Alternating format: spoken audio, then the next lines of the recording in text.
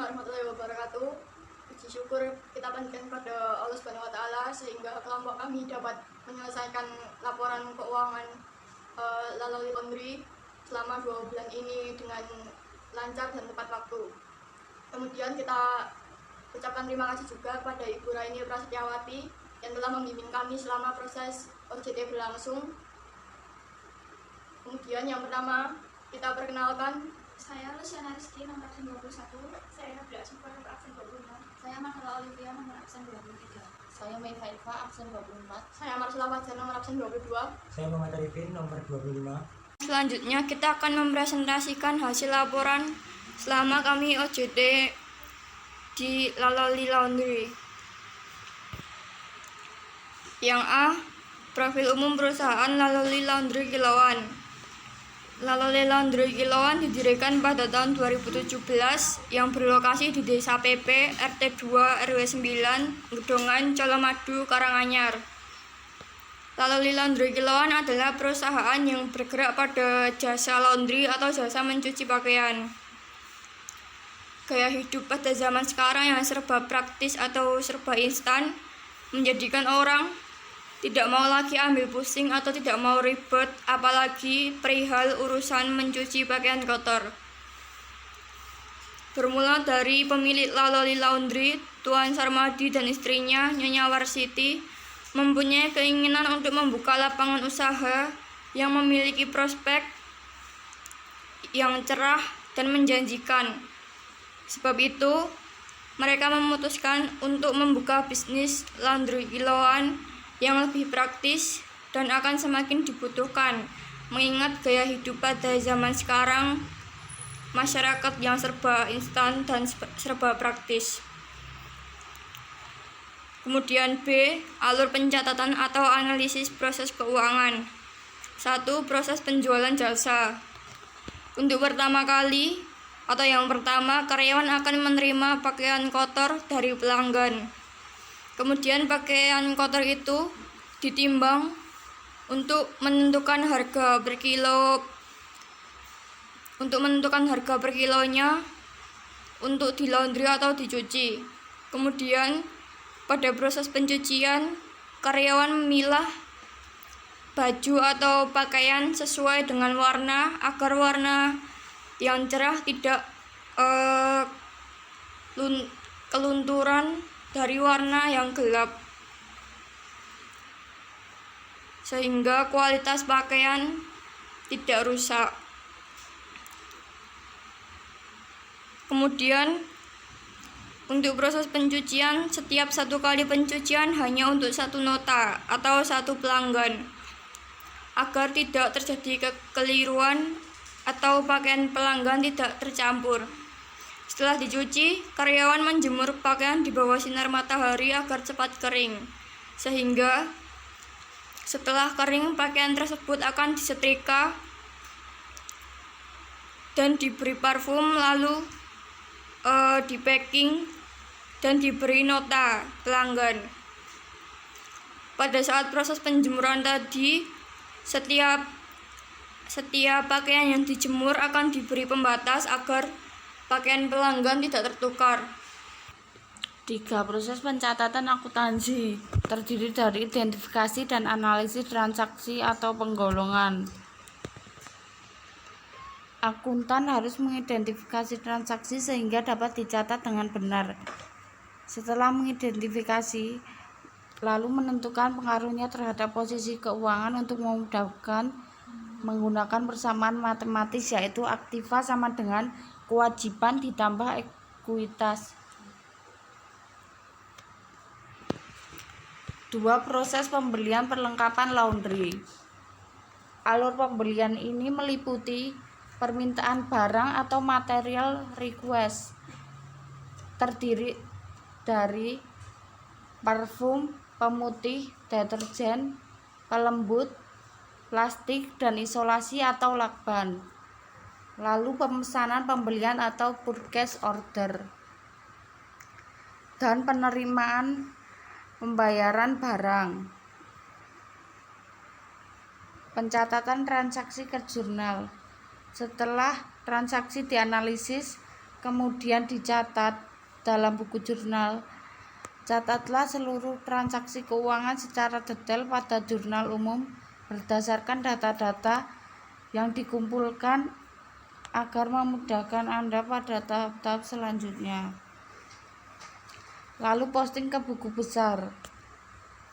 Setelah posting ke buku besar, langkah selanjutnya yaitu penyusunan neraca saldo.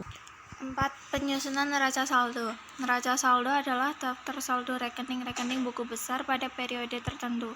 Cara menyusun neraca saldo sangat mudah. Anda hanya perlu memindahkan saldo yang ada di buku besar ke dalam neraca saldo untuk disatukan. Saldo pada neraca saldo harus sama jumlahnya antara jumlah debit dan kredit. 5. Penyusunan jurnal penyesuaian dan neraca saldo penyesuaian.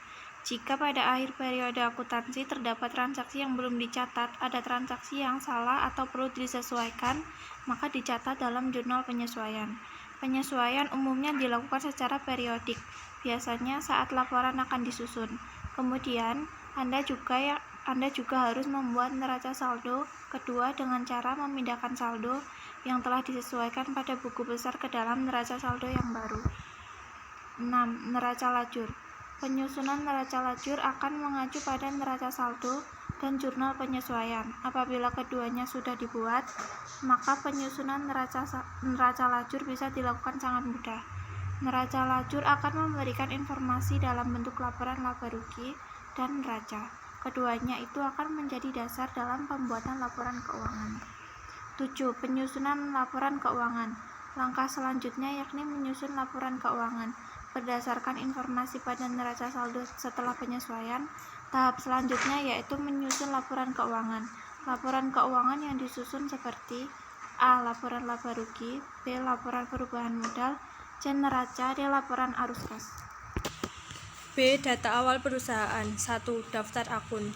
Akun-akun yang digunakan oleh Laloli Laundry dalam pencatatan laporan keuangan akuntansi sebagai berikut.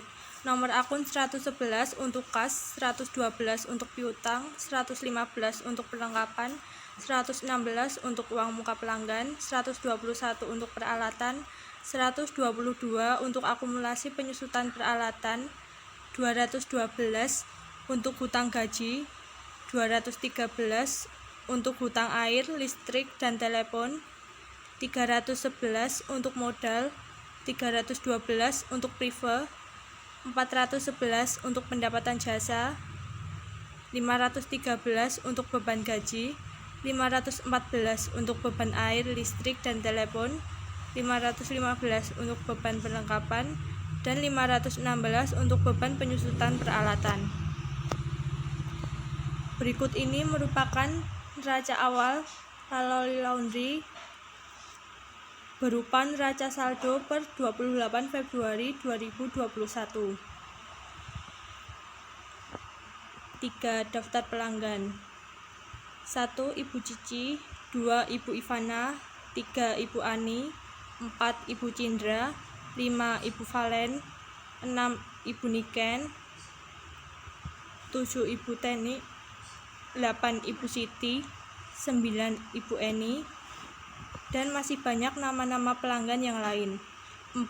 Daftar supplier.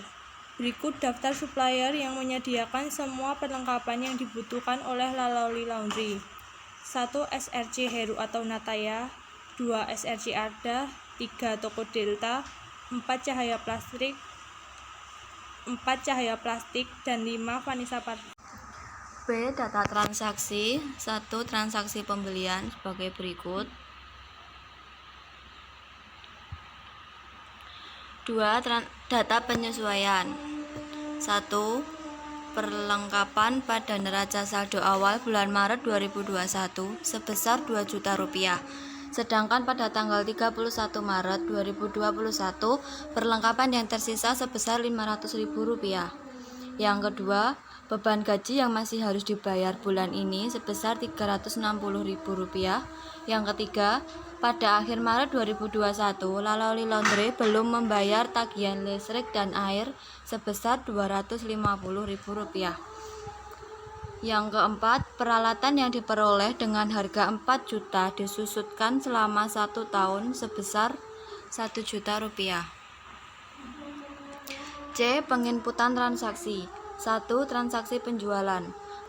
Pada penginputan transaksi penjualan, dalam laporan keuangan Lalali Laundry menggunakan akun pendapatan jasa.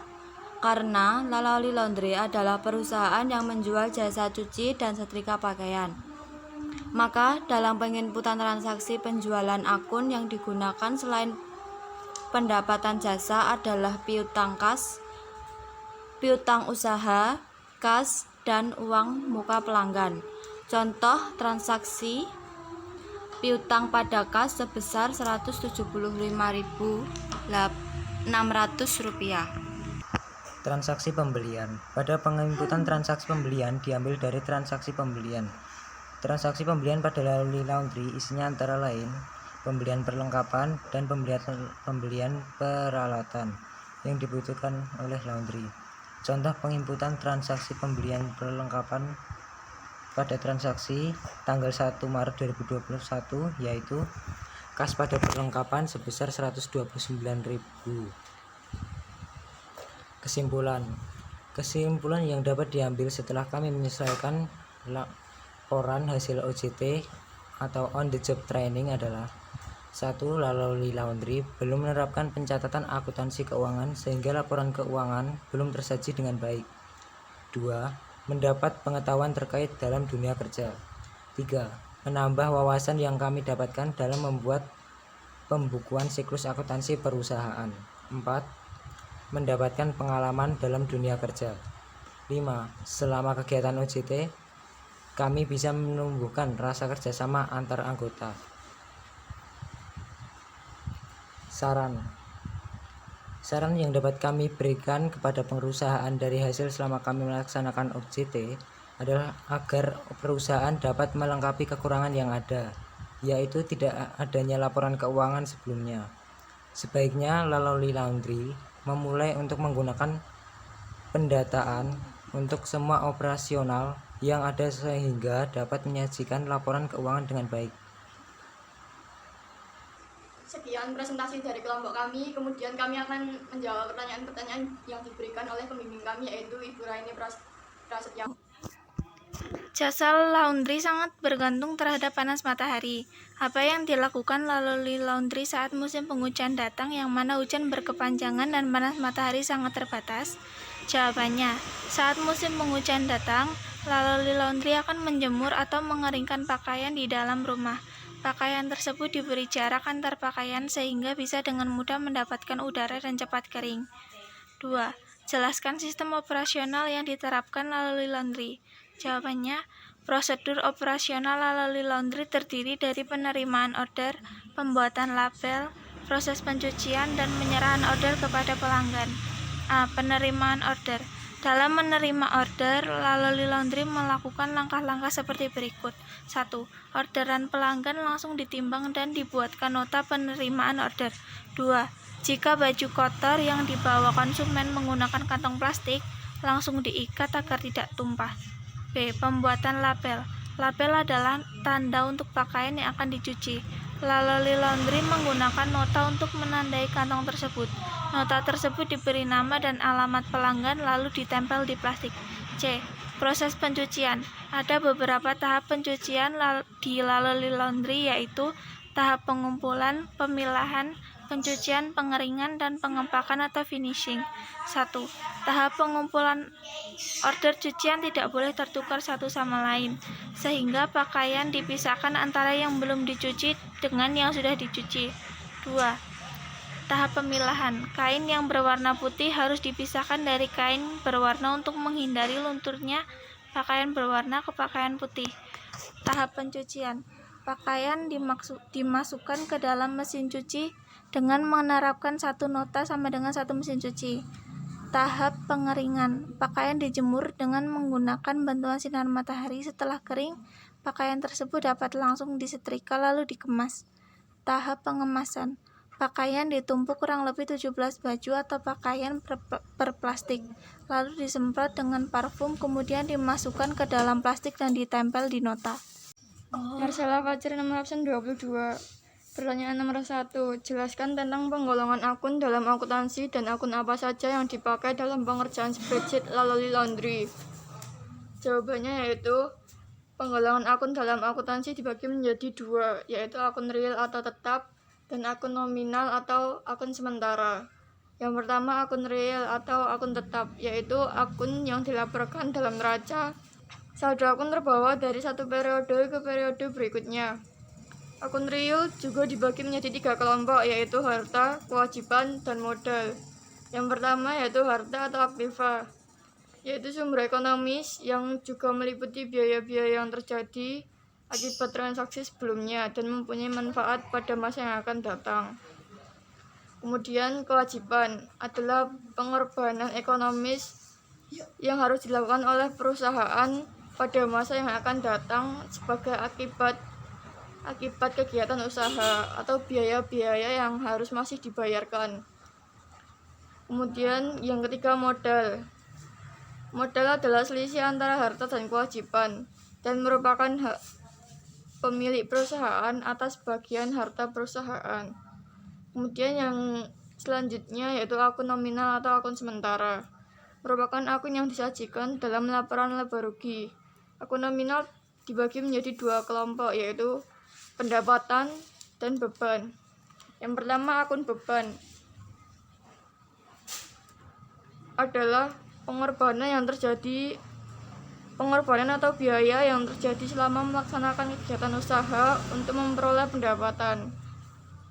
Yang kedua akun pendapatan, yaitu hasil atau penghasilan yang diperoleh oleh perusahaan selama kegiatan usaha.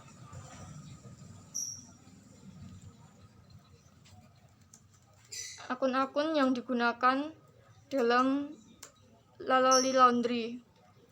Yang pertama kas, perlengkapan, peralatan, utang gaji, modal, beban jasa, beban air, listrik, dan telepon, beban penyusutan peralatan, piutang, uang muka pelanggan, akumulasi penyusutan peralatan, utang, air, listrik, dan telepon, privo, beban gaji, beban perlengkapan. Kemudian pertanyaan yang kedua, mengapa Laloli Laundry menggunakan akun-akun tersebut? Jawabannya yaitu karena Laloli Laundry merupakan perusahaan jasa. Prakerin atau PKL yang dilaksanakan selama 3 bulan ini punya latar belakang yang pasti dijelaskan. Pelaksanaan UJT mempunyai peran sangat penting bagi keterampilan siswa di luar sekolah. Dengan pelaksanaan UJT, guru dan siswa dapat mengevaluasi kemampuan praktek kerja lapangan dan menjadi bekal dalam memasuki dunia kerja. Kedua, selain tujuan yang paper pada halaman 2 laporan, tujuan apa lagi yang didapat dalam pelaksanaan prakerin atau PKL ini? Tentunya mempunyai tujuan pelaksanaan PKL melatih siswa dalam kerja tim dan keterampilan siswa dalam luar sekolah, yakni dengan menerapkan OJT. 3. Bagaimana pendapat Anda tentang model PKL yang diterapkan SMK Negeri 6 Surakarta, khususnya kompetensi keahlian akuntansi dan keuangan lembaga? Menurut saya PKL pada tahun ini kurang efektif dalam penerapannya. Terlebih lagi dalam masa pandemi banyak sekali kendala yang terkait. Sebagai contoh, saat masa pandemi kita lebih banyak memahami materi dan kurangnya praktek atau terjun langsung dalam dunia kerja. Terlepas dari kendala tersebut, UJT berjalan dengan baik dan lancar.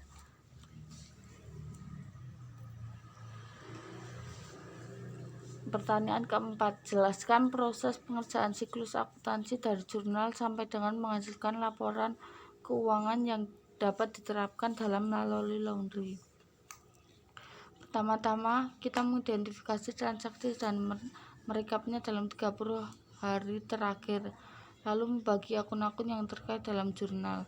Setelah mengetahui pasti apa saja akun yang tertera, kita melakukan pemindahan dalam bentuk spreadsheet dan menyusunnya ke dalam jurnal umum, lalu memosting ke dalam buku besar dan neraca saldo dan jurnal penyesuaian.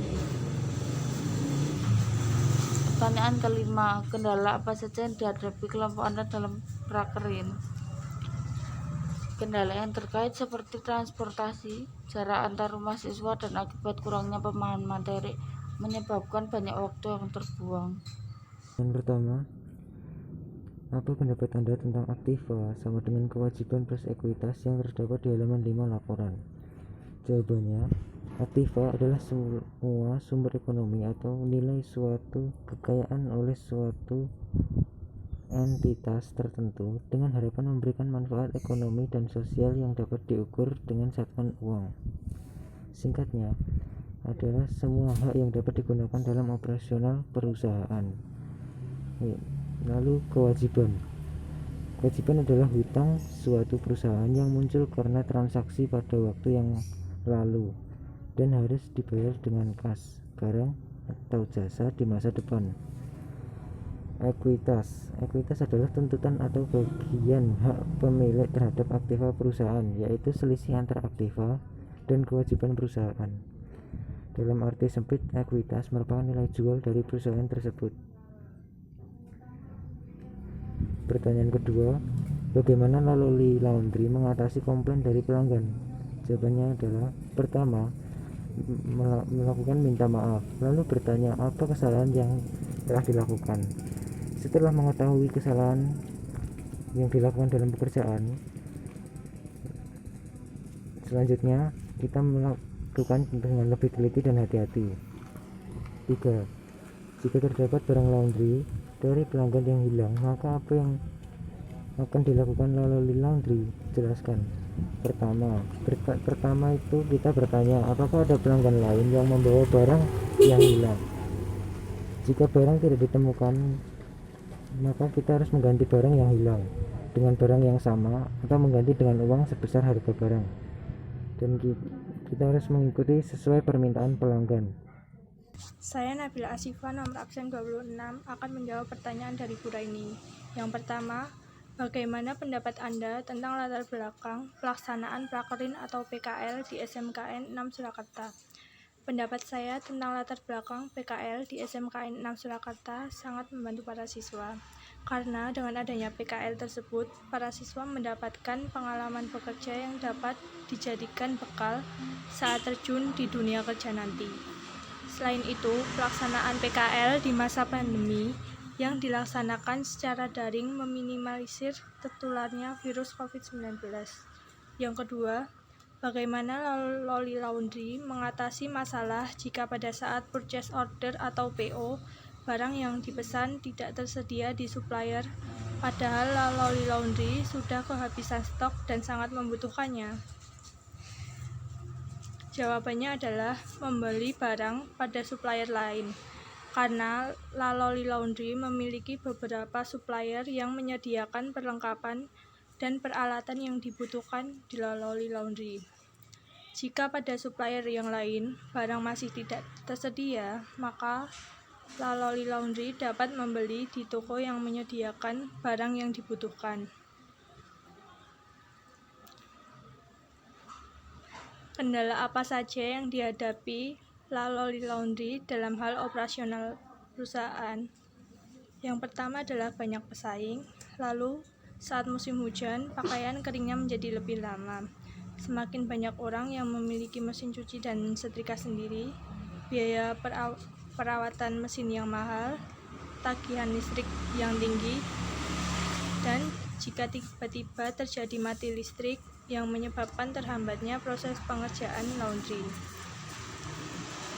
Pertanyaan terakhir, jelaskan tentang sistem pencatatan akuntansi dengan spreadsheet yang diterapkan saat prakerin atau PKL di Laloli Laundry.